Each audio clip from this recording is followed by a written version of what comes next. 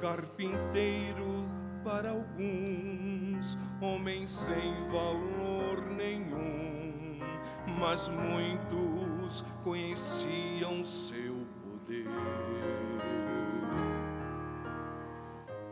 Em seus olhos viam paz e força em suas mãos, só palavras de amor ele trouxe ao pecador. Ele veio em teu nome, Senhor.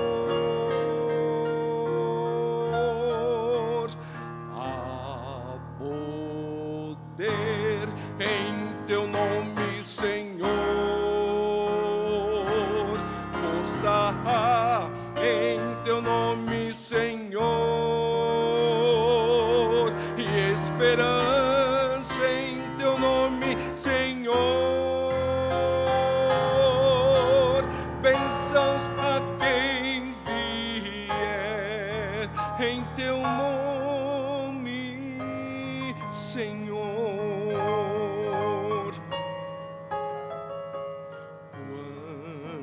Estou em aflição, sem forças para prosseguir, sem mais nada a fazer, sem ninguém a recorrer. Só de ti, Senhor, eu posso compreender. Basta ter fé e seguir ao Mestre a força e o poder. Ele atende a oração e conforta o coração. Se vier em teu nome, Senhor,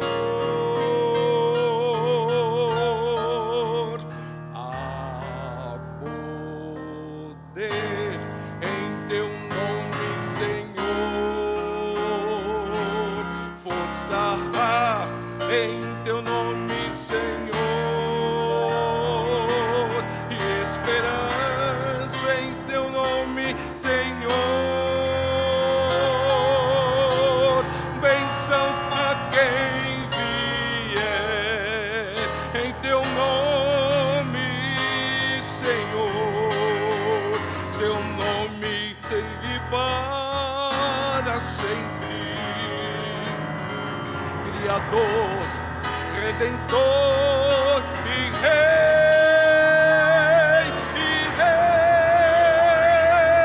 a poder em teu nome, Senhor. Força em teu nome, Senhor, e esperança em teu nome, Senhor. Bênçãos a quem vier, bênçãos a quem vier, bênçãos a quem vier em teu nome,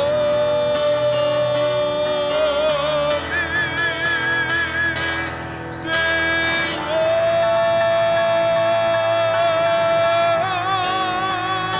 Teu nome, Senhor.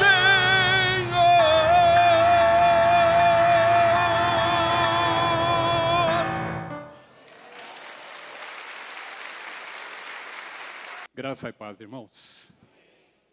Você crê que há poder no nome de Jesus? Eu também. Você crê que há força no nome de Jesus? Diga amém. Há esperança no nome de Jesus? É isso que acabamos de cantar. Graças a Deus. É uma bênção.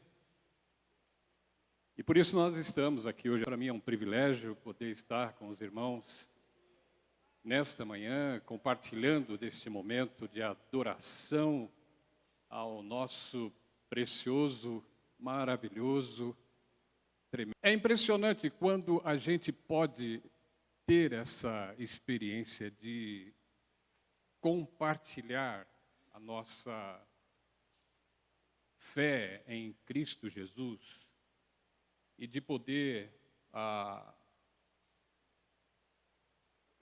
testemunhar do Evangelho de Cristo aos outros. Sempre que surge uma oportunidade, a gente poder falar do amor de Cristo, falar da maneira com que nós podemos ter esta comunhão com Ele. E eu gostaria de ler com vocês sobre um texto muito conhecido. Está no Evangelho de João, capítulo 4. Eu sei que a maioria de vocês conhece esse texto, provavelmente já estudaram. Os que têm mais tempo na igreja certamente conhecem esta passagem bíblica e ao que ela se refere. Conhecem a história do encontro que Jesus teve aqui com uma mulher samaritana,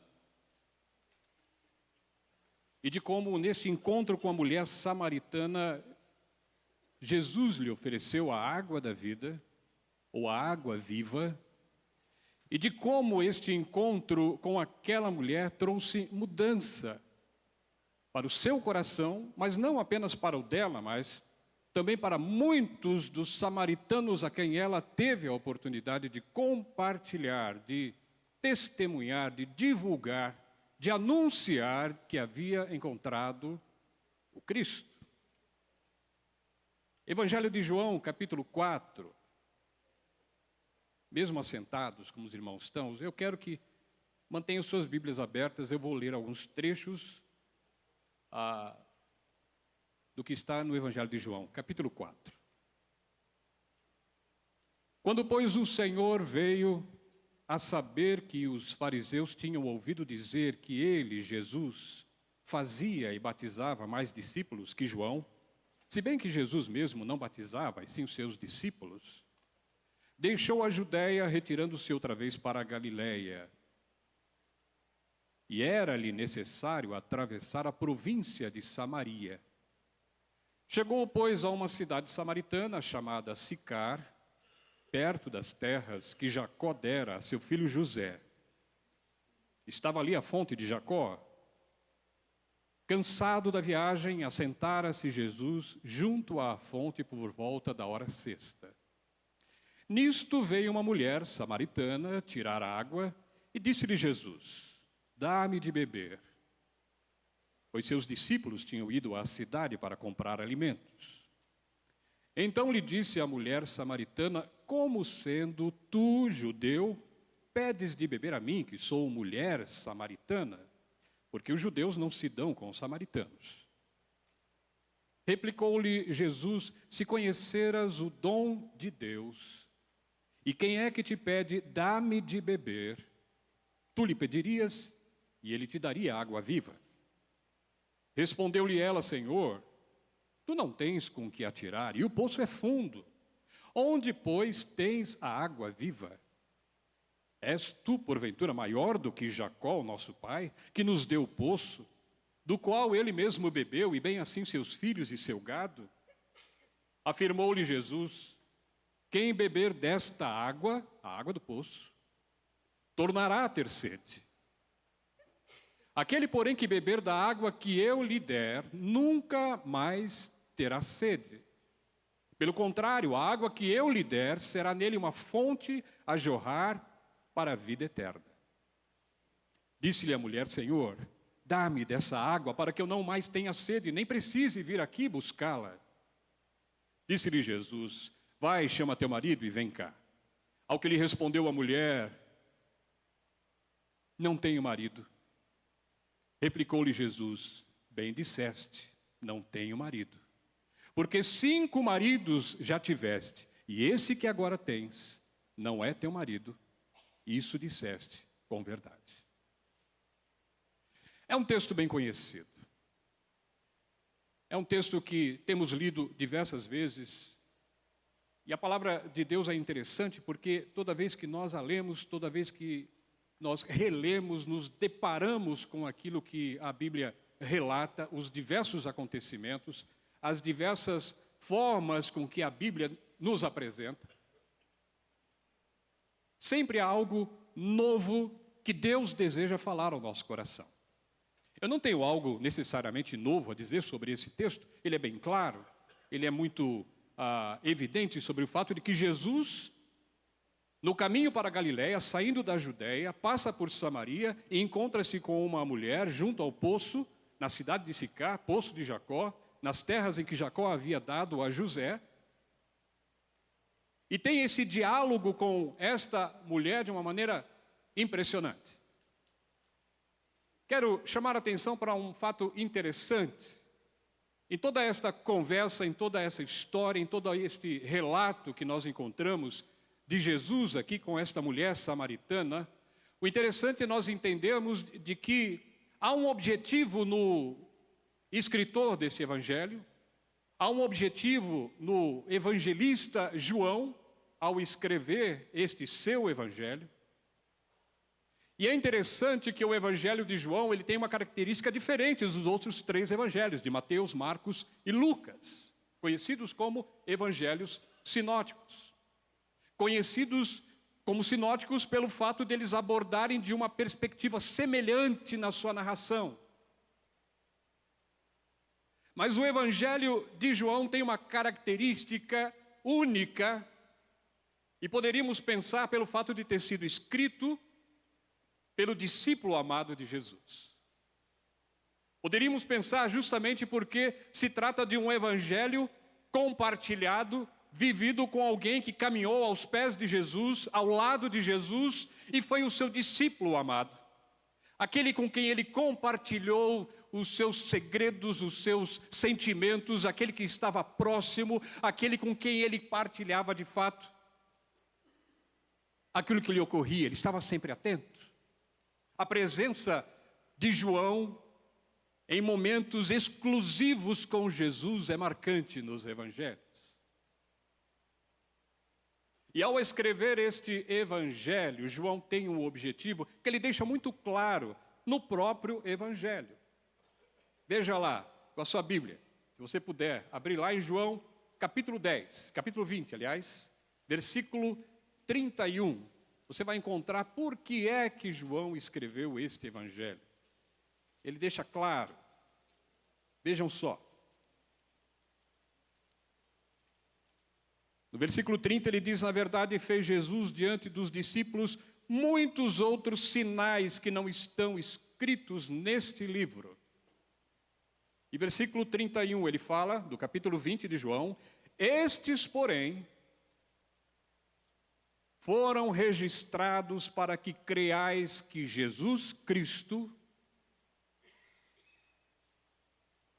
que Jesus é o Cristo, Filho de Deus, e para que, crendo, tenhais vida em seu nome. O Evangelho de João foi escrito tendo em mente o evangelista João de revelar, nos mostrar, de colocar diante de nós quem é Jesus.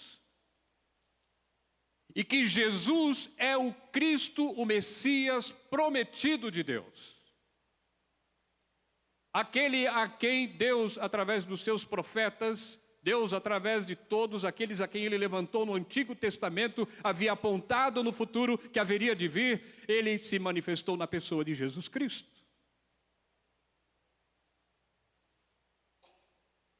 Assim, este Evangelho visa mostrar que Jesus é o Cristo, o Messias, o Senhor prometido, aquele que viria para salvar o que se havia perdido. Há muitas referências neste evangelho que nos falam a respeito e autenticam estas palavras de João. E uma das que mais chamam a atenção é o fato de que ele diversas vezes usa um verbo, o qual foi usado a quem Deus se revelou a Moisés, quando Moisés perguntou a Deus: Senhor, vou para o Egito, vou libertar aquele povo, vou me apresentar diante de Faraó, mas quem eu direi que me enviou? E que o Senhor respondeu: o eu sou. O Evangelho de João é interessante porque é um dos trechos, um dos registros em que mais Jesus diz quem ele é. Eu sou o pão da vida. Eu sou a porta. Eu sou o bom pastor. Eu sou a ressurreição e a vida.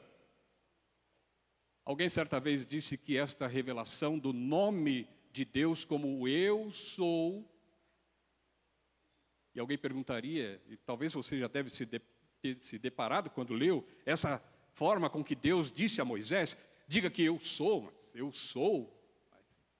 É uma espécie de verbo que exige um complemento, eu sou o quê? E alguém disse que essa expressão, eu sou, é como se fosse um cheque assinado por Deus em branco. Eu sou o que você precisar. Eu sou o teu Deus. Eu sou a tua bandeira. Eu sou a tua proteção.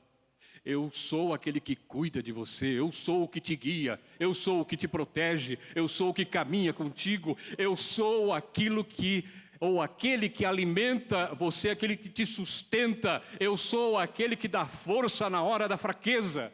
Eu sou aquilo que você necessita. Deus é uma fonte inesgotável daquilo que nós precisamos. Por isso ele disse, eu sou.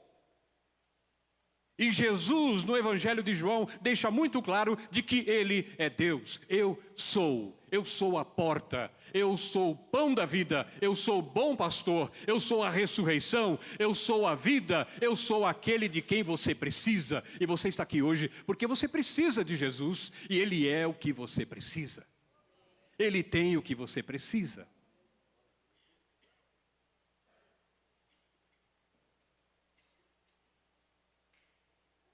E nesse capítulo 4 que nós lemos do Evangelho de João, por mais que seja interessante o fato de que Jesus se encontrou com aquela mulher, naquela cidade, naquele vilarejo de Sicar, na Samaria, por mais que ele tenha lhe oferecido a água viva, ainda assim, pensando nesse propósito geral, maior, macro, do Evangelho de João, aqui o que Jesus deseja mostrar também, nos revelar e trazer à nossa mente, é de que Ele é o Filho de Deus.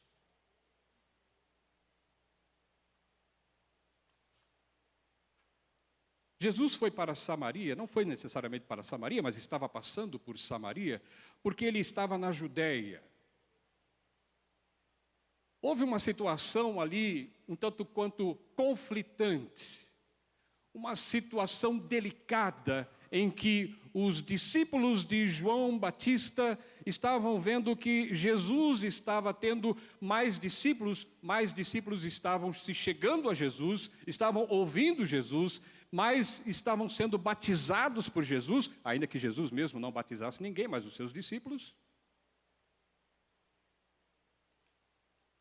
E foram falar com João Batista. E foram dizer com João Batista, isso criou uma situação de tensão, quase que de ciúmes.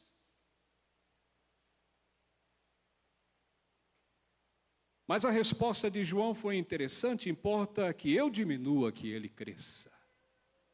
Porque há poucos dias, há pouco tempo, Jesus, ou João Batista, havia batizado Jesus, e quando Jesus se aproximava do Rio Jordão para ser batizado, João apontou e disse, eis o Cordeiro de Deus que tira o pecado do mundo.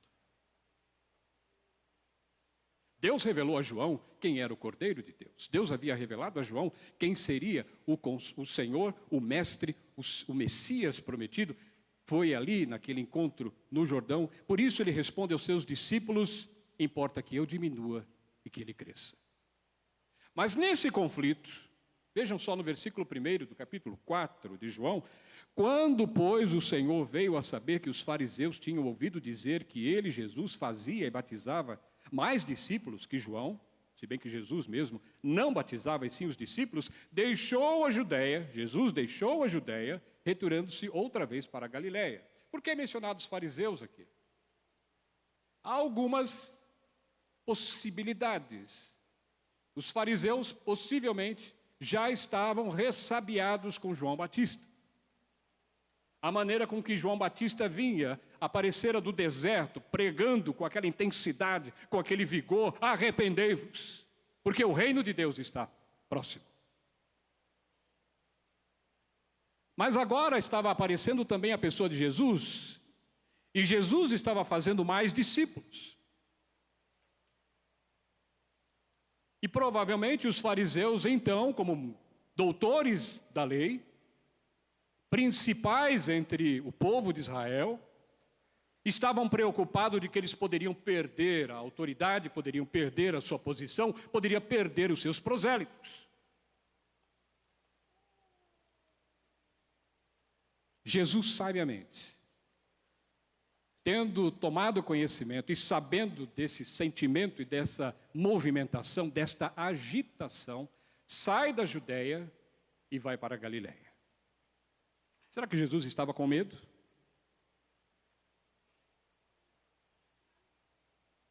Será que Jesus tremeu nas bases ao saber de que poderia ser pego, poderia ser preso, de que poderia ser submetido a algum tipo de tortura ou coisa parecida?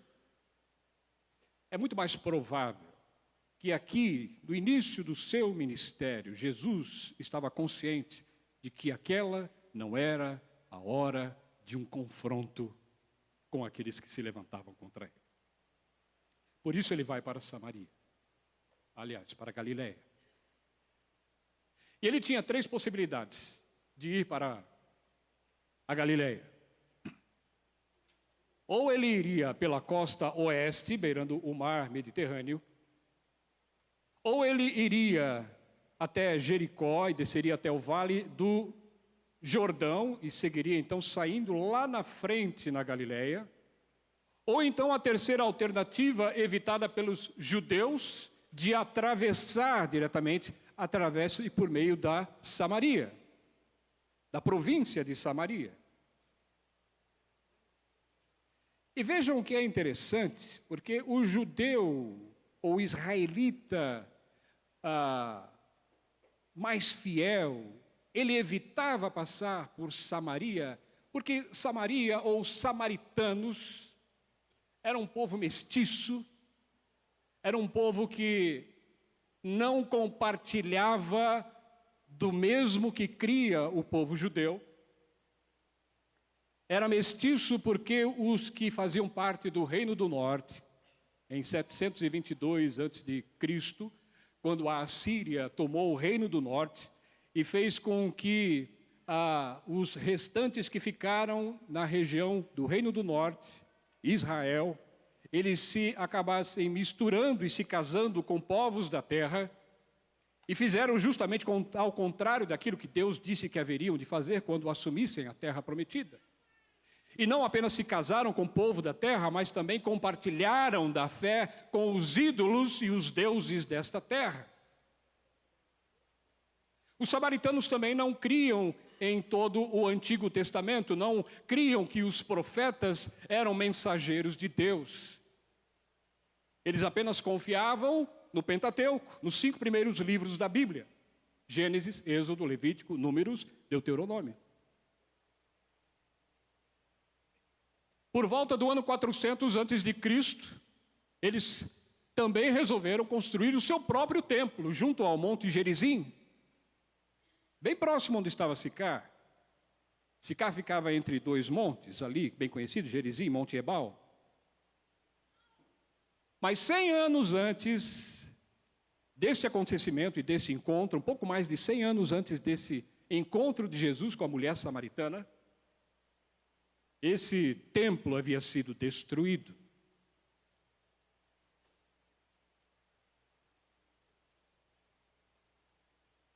E por isso o judeu evitava caminhar através de Samaria, porque havia uma resistência muito grande, e aquele israelita muito mais, o judeu muito mais apegado à lei, fiel à lei, evitava por questões religiosas e de impureza. Mas veja o que diz o versículo 4, é interessante, versículo 4 do capítulo 4 de João. Jesus deixou a Judéia, retirando-se para a Galiléia, e era-lhe necessário atravessar a província de Samaria. Essa palavra era-lhe necessário pode ser substituído por era preciso. Era quase como uma obrigação. O que nós podemos entender é de que havia aqui como que na agenda de Deus marcado que na vinda de Jesus ele precisava passar por Samaria. Naquele momento, naquele instante. Portanto, quando Jesus atravessa a Samaria, ele não está fazendo isso simplesmente por ser um caminho mais curto para fugir mais rapidamente ou para se distanciar mais rapidamente daqueles que estavam conturbando na Judéia. Mas ele está aqui, sim, cumprindo com uma agenda que Deus havia feito. Naquele lugar encontraria com uma mulher com quem ele compartilharia do seu senhorio. Ele chegou, pois, na cidade samaritana chamada Sicar, perto das terras de Jacó, o que Jacó dera a seu filho José, e estava ali a fonte de Jacó. Cansado da viagem, assentara-se Jesus junto à fonte, por volta da hora sexta. Jesus estava cansado. É possível isso? É possível? Por que é possível? Ele era humano. É interessante que João, apesar de considerar o fato de que ele era o Messias prometido, e declarar pelo Evangelho de João de que Jesus é Deus, no entanto, ele não menospreza o fato de que ele era humano. O Deus encarnado. Por isso ele estava cansado. Por isso ele estava fatigado. Provavelmente, ele estivesse mais cansado do que os próprios discípulos. Porque os discípulos o deixaram ali e foram até a cidade para comprar alimento. Por que Jesus não foi? É bem possível que ele estivesse mais cansado, depois de caminhar muito tempo. Não se sabe, e não tem nenhum relato, nenhuma descrição nos evangelhos, de que Jesus, nas suas caminhadas, se utilizava de algum animal ou de algum tipo de carro, carruagem ou coisa parecida. E a viagem da Judéia até a Galiléia, através de Samaria, levava em torno de 2 dias e meio. E diz o texto que já era a hora sexta, pelo horário judeu era meio-dia. O sol estava a pino, estava quente. Mas ainda assim, Jesus cansado, sentado junto ao poço, não se tratava de algo que estava acontecendo pelo acaso. Naquele lugar, naquele momento, surge esta mulher e tem uma conversa com Jesus. E tem nesta conversa, a quem Jesus puxa o assunto, dá-me de beber. Dá-me de beber. É interessante, porque há uma distinção entre o encontro de Jesus com essa mulher, com outro encontro que ele tem no capítulo 3 de João, que foi com Nicodemos. Ao contrário, Nicodemos buscou a Jesus e interrogou a Jesus. Mas aqui Jesus se volta para aquela mulher e diz, dá-me de beber. Eu tenho sede.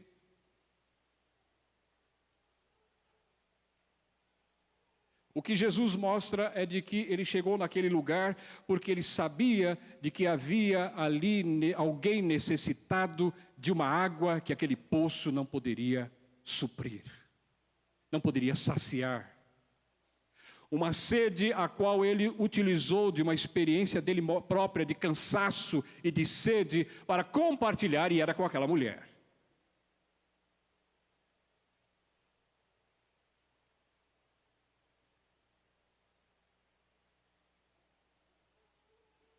Quantas vezes nós temos a oportunidade de poder compartilhar deste amor de Deus, do Evangelho de Jesus Cristo, de compartilhar do quanto Deus fez em nosso favor ao enviar seu Filho Jesus Cristo no nosso dia a dia.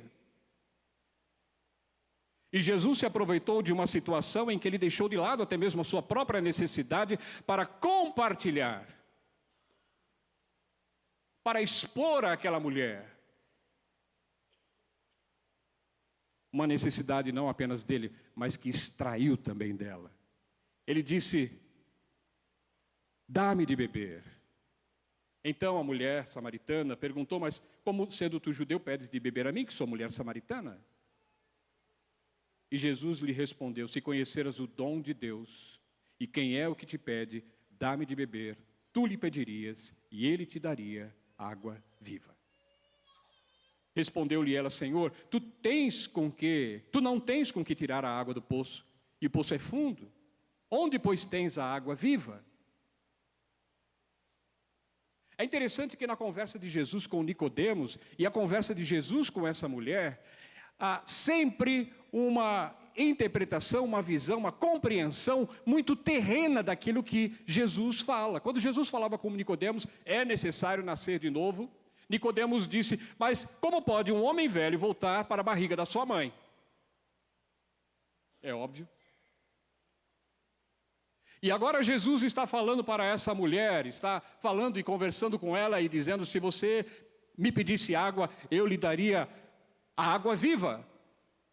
A expressão água viva significa uma fonte de onde borbulha, uma fonte de onde está jorrando, uma mina.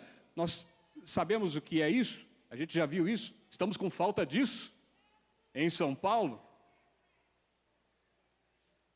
Estamos sofrendo por causa disso. E é uma coisa muito interessante aqui, Jesus está usando de um elemento, é a água, é a sede, justamente porque ele tem em mente aqui fazer com que estes elementos fiquem marcados toda vez que alguém se aproximasse da água. Quando aquela mulher fosse beber da água alguma vez, fosse pegar do cântaro para colocar água, ela com certeza iria se lembrar de que havia bebido da água viva que Jesus lhe ofereceu. Quando Jesus se utiliza de elementos para ilustrar o seu ensino, usa de elementos para expor o seu ensino, ele faz de uma maneira com que a gente possa gravar. Por isso ele usa a água, ele usa o pão, ele usa a luz, ele usa o pastor de ovelhas, ele usa a ovelha.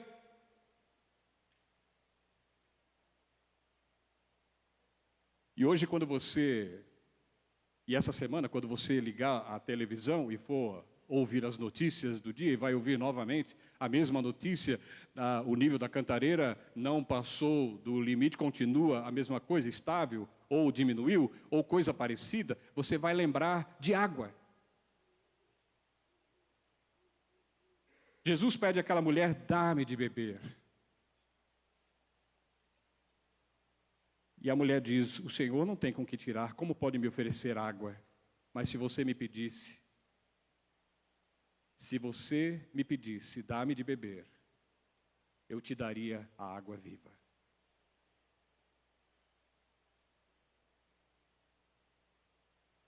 E que água é essa? Versículo 13, Jesus diz: quem beber desta água, tornará a ter sede, a água do poço de Jacó.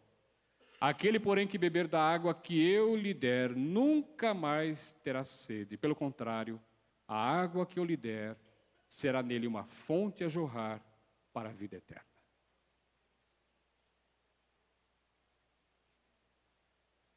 A água que eu lhe der será uma fonte a jorrar para a vida eterna. Que água seria esta? Ele fala do dom que lhe daria, o dom de Deus. Ele fala da água viva.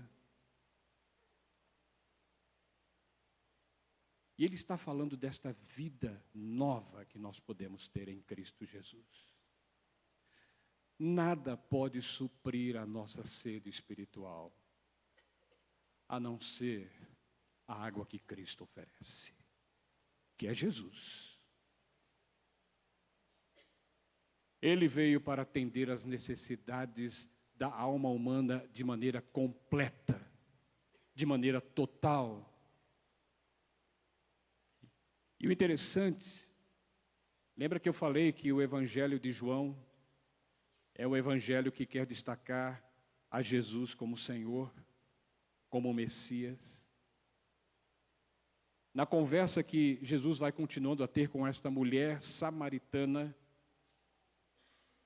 e ele vai desenvolvendo, e no momento em que ele diz que daria uma água que jamais secaria, cessaria, jorraria pela vida eterna, essa mulher então, imediatamente ela é tomada pelo desejo de obter essa água, porque ela sente necessidade desta água. E então se depara com um assunto de questão religiosa, por assim dizer, com Jesus, e diz respeito ao profeta que haveria de vir. E então no versículo 26, Jesus faz a revelação para essa mulher, que é o foco do Evangelho de João. Quando a mulher diz no versículo 25, eu sei, respondeu a mulher, que há de vir o Messias, chamado Cristo, e quando ele vier, nos anunciará todas as coisas. Disse-lhe Jesus, eu o sou, eu que falo contigo. Jesus de novo dizendo, eu o sou. Eu sou o Messias. Sabia que foi neste ponto que a mulher foi tocada de fato pela mensagem de Cristo? Porque era isto que ela compartilhou, e foi isto que ela compartilhou aos samaritanos quando voltou. Ele disse, para mim, o que eu tinha feito. Será este o Messias? Jesus se revelou àquela mulher. Jesus se revelou como o Cristo que havia de vir. E no momento, no verso 18, quando Jesus então mostra que diz e que conhece a respeito da vida daquela mulher, devemos entender uma coisa que é tremenda, porque na expressão da mulher em pedir que ele desse a água e ela não voltasse mais àquele poço, porque estava cansada de ficar naquele poço, de vir todos os dias com seu cântaro, encher de água, colocar sobre o ombro e caminhar com aquele cântaro de volta para Sicá. Provavelmente não era uma viagem muito extensa, mas cansativa. Era essa a oportunidade que ela tinha de pegar aquela água, de tomar daquela água que Jesus oferecia e finalmente não ter que voltar ao poço. Quem não quer uma água dessa? E Jesus disse, então vai, chama teu marido e vem. A água está aqui, vem, eu vou lhe dar. Eu não tenho marido. Disseste a verdade, disse Jesus. Já teve 5. E o que tem agora não é nem o teu marido. 5 maridos já tiveste, e esse que agora tens não é teu marido. E isso disseste com verdade. Jesus oferece a água. Mas sabe, irmãos, Jesus quer que nós entendamos o nosso estado e a nossa situação diante dele. Deus, em Cristo, oferece a salvação por meio da fé e a vida eterna, mas não é algo que simplesmente ocorre sem que haja um reconhecimento de quem eu sou. Lembra da pregação que o pastor Eli fez, de que somos como um pavio fumegante? Lembram disso? Quem que estava aqui? O pavio fumegante é o pavio de vela, como um pavio, ou como o linho torcido, queimado, que já não pega nem fogo mais. Está chamuscado. É isso a que somos comparados. Isaías chega ao ponto de dizer que a nossa justiça não passa de trapo de imundícia. É interessante que João, apesar de ser o evangelista, o apóstolo, o discípulo do amor, ele deixa muito claro: por isso quem crê no Filho tem a vida eterna. O que todavia se mantém rebelde contra o Filho não verá a vida, mas sobre ele permanece a ira de Deus. E sabe uma das coisas, poucas coisas que nós temos falado hoje em nossa igreja?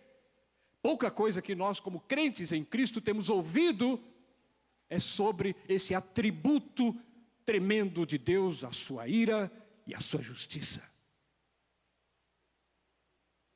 Porque antes de sermos salvos dos nossos pecados, antes de sermos salvos daquele que nos escraviza, daquele que nos leva por caminhos que não devem ser levados, aquele que escravizava a vida desta mulher, com maridos que ela já teve, que se divorciou, que morreram, ou que se juntou e agora não era seu marido, uma vida que provavelmente ela procurava esconder dos outros porque era vergonhoso.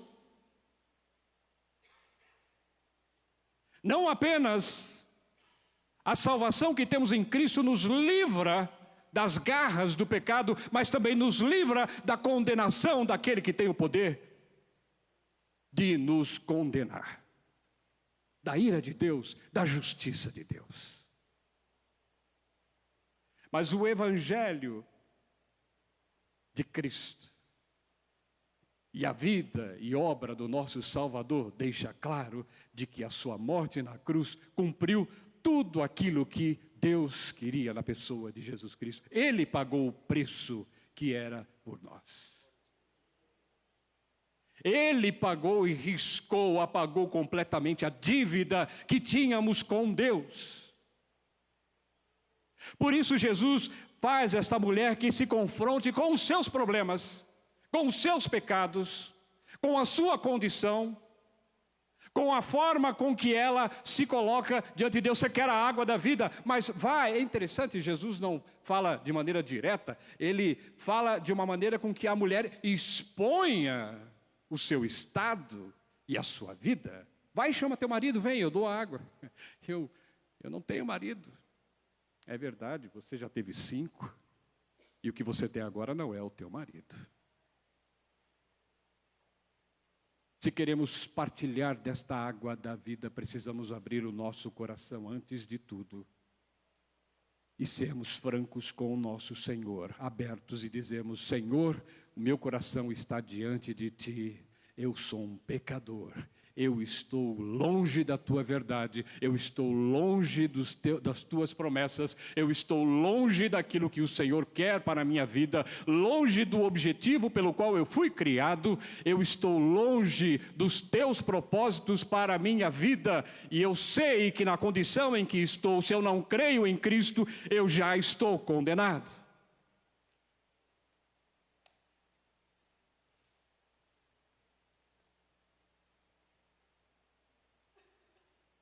Por isso quem crê no Filho tem a vida eterna. O que todavia se mantém rebelde contra o Filho não verá a vida, mas sobre ele permanece a ira de Deus. Aquela mulher saiu dali impactada com esse encontro com Jesus. E quem não sairia? Aquela mulher teve um encontro com o que se revelou a si mesmo como sendo o Messias. Quero chamar a atenção para o fato de que possivelmente esse seja o único registro na Bíblia em que Jesus mesmo se revela como sendo o Messias, o Cristo a alguém.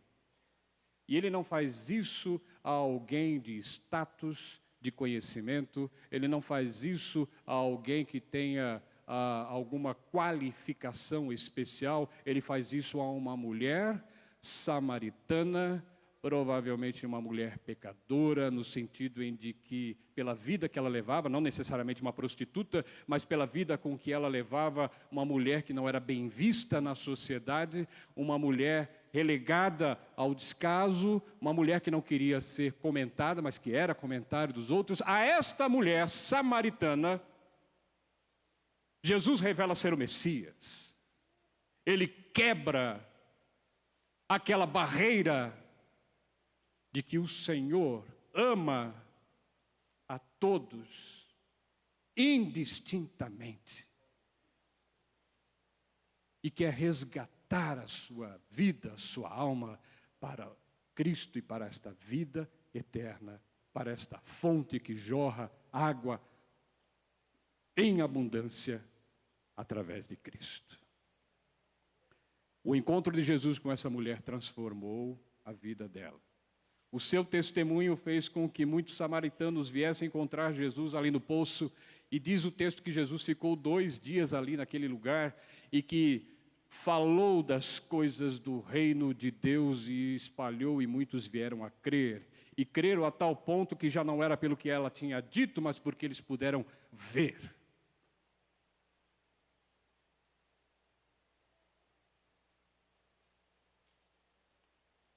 Talvez isso tudo não seja novidade. Esse texto não é novidade, essa lição não é uma novidade, mas eu quero dizer uma coisa para você. Às vezes eu penso, por que é que Deus permitiu que tivéssemos 4 evangelhos no Novo Testamento?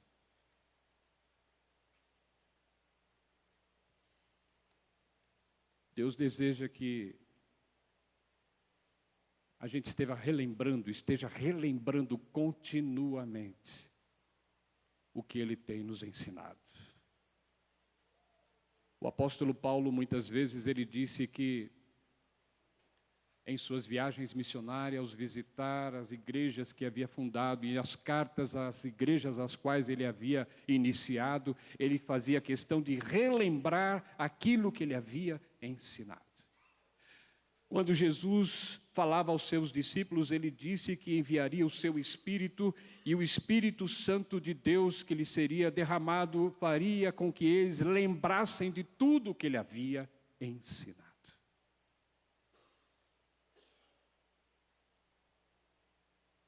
Deus deseja que do nosso interior, como diz o capítulo 7 de João, naquela festa dos tabernáculos, quando Jesus está diante da festa e se levanta, capítulo 7, no versículo 37, aliás, ele diz: no último dia, o grande dia da festa, levantou-se Jesus e exclamou: se alguém tem sede, venha a mim e beba. Quem crer em mim, como diz a Escritura, do seu interior fluirão rios de água viva. Quem crê em mim, do seu interior. Quem crê em mim, as palavras que saírem da sua boca. Quem crê em mim, o modo com que você olhar para alguém. Quem crê em mim, a maneira com que você falar com alguém. Quem crê em mim, o modo com que você caminhar e compartilhar e dividir com alguém. Quem crê em mim, rios de água viva. Uma vida transformada. Uma vida que vai ser demonstrada no modo com que você fala, no modo que você olha, na maneira com que você anda, na maneira com que você compartilha, comunica, na maneira com que você tem comunhão um com o outro, na maneira com que você aborda ou é abordado por alguém. Isso vai ficar claro porque flui do seu interior rios de água viva, rios da vida eterna. Que não é apenas a questão de uma vida extensa, longa, comprida, infinita, mas tem a ver com a qualidade de vida diferente.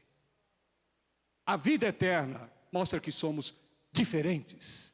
Mostra aqueles que creem no Senhor Jesus Cristo como Senhor e Salvador da sua vida, que uma vida nova está nele. Há algo diferente, há algo novo. Algo com que muitos vão querer compartilhar.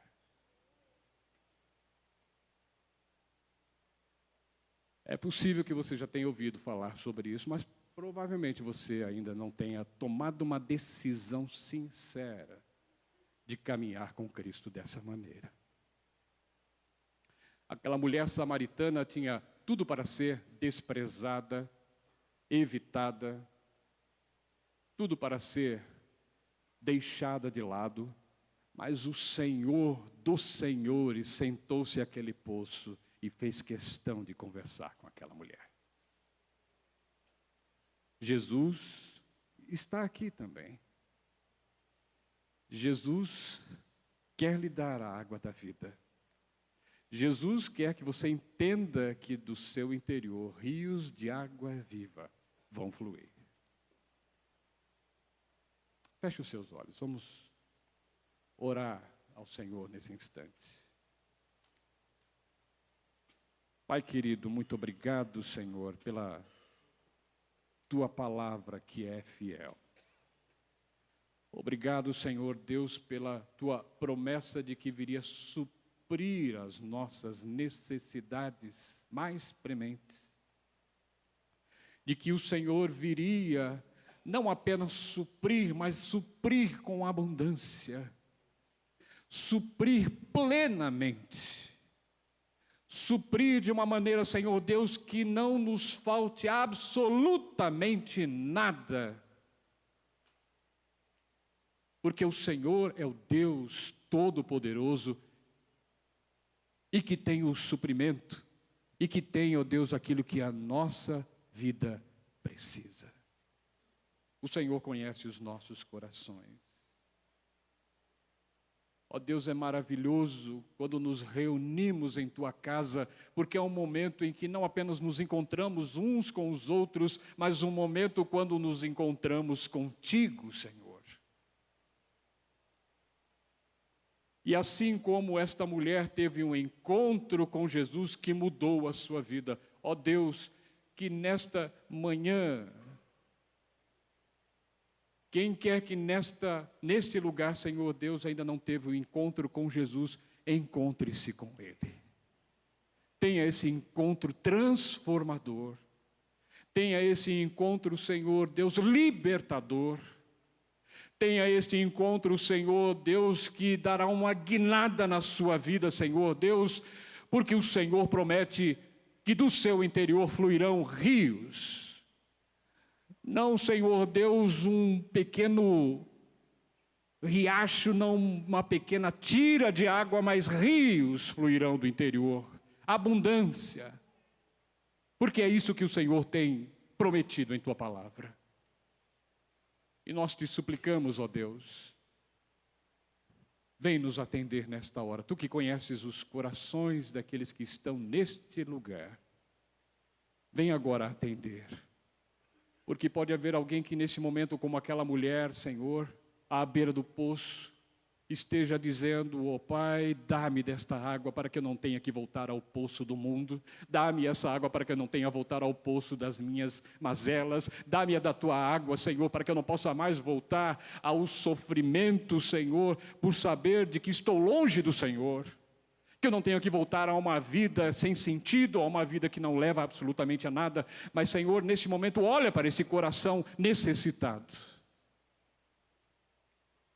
E dá de beber da Tua água. Para a glória do Teu nome. Em nome de Jesus. Amém, Senhor.